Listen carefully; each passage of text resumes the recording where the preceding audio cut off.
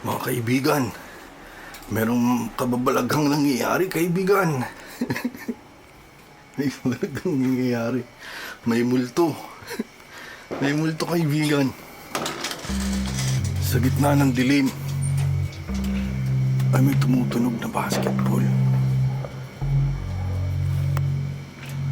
Kaibigan, walang naglalaro. Walang ilaw, di ba?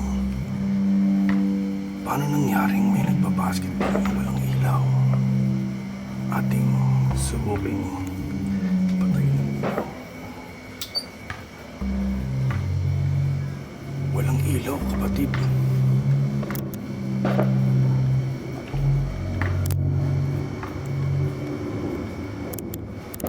Bakit tinataas ng exposure?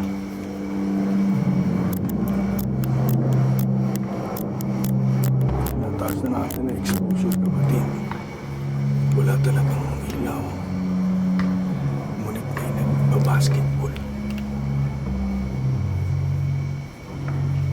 May tumutunog ng basketball nang walang ilaw.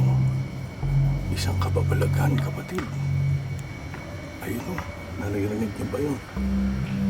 Ayun, may tumitira. May nagbabasketball sa dilim. Ito'y kababalaghan.